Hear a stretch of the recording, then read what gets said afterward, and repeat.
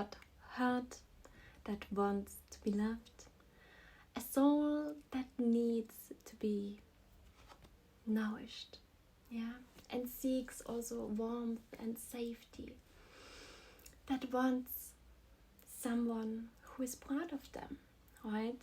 A soul that is just as you and me. I feel what you feel, and you feel what I feel. I see you. I see you and you see me, if you decide.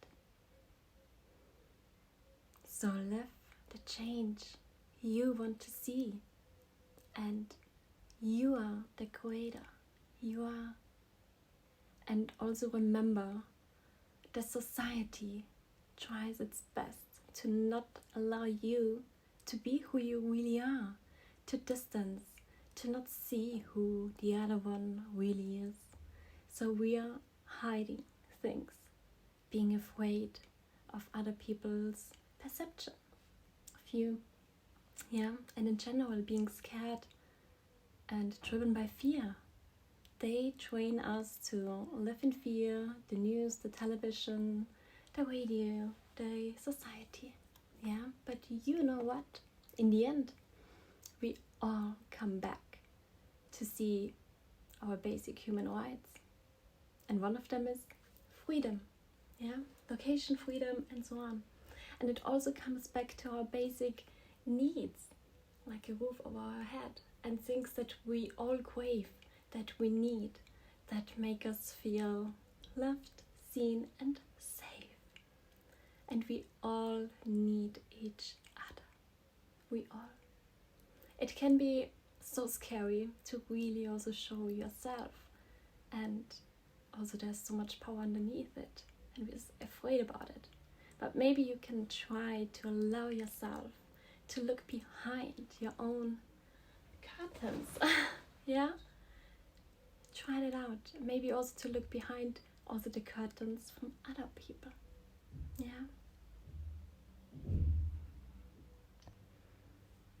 So live the change you want to see.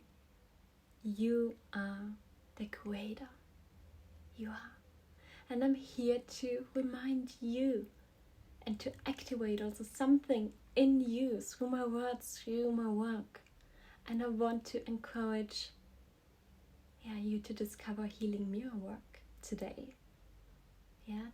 Healing mirror work practices. Let's dive into that. Mirror practices are really game-changing. Why?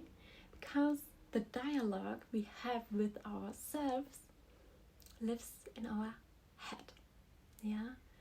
And when we do conscious mirror practice, we give ourselves the opportunity to look into the truth of our eyes. And to talk to the parts of ourselves out loud that want to be also witnessed and healed and heard and known and seen, especially. So when we sit in front of a mirror, we learn. And we learn also to hold space for ourselves. And to see through the illusions of our limiting beliefs and stories and so on. So try it out, especially if you want to cultivate more confidence and to connect also. If you want to explore the connection to your authentic, liberated self, your inner child, your hurt inner child, and if you also want to cultivate more awareness and self-acceptance and self-love. So face yourself, show and face your shadows and face also your light.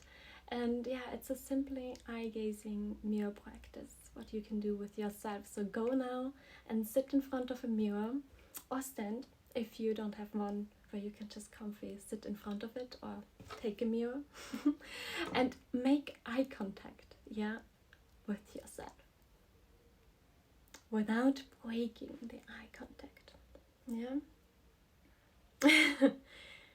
And it can get intense.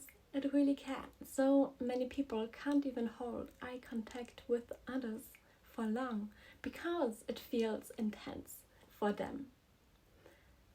And I see and hear that also all the time, as I am a person who can hold long, intense eye contact with actually everyone. And I love that, as this is my way I connect with the other person and the other person's soul, to see in it and also see something of myself in it as well. I love to recognize myself through other people. And if a person can't hold the eye contact, I also just can't really trust that person and can't build up a connection. So yeah, anyways, back to you. So practice this mirror self-practice. So when you're sitting in front of a mirror, invite a part of you that want to be seen. Yeah, maybe an emotion, maybe your inner child, maybe your authentic liberated self. Invite that aspect into the mirror, and normally, yeah, it shows automatically when you just sit with yourself in front of it. Face yourself for at least 5 minutes, and you don't even need to set an intention, but it's always nice, right? Intention setting is always a beautiful and powerful thing, with many ways in life we can do so, and rituals. So go and gaze for 5 minutes and see what happens. Yeah, face yourself, and maybe even your face may shift, and emotions maybe come up and free themselves. The truth can't be hid in front of your eyes.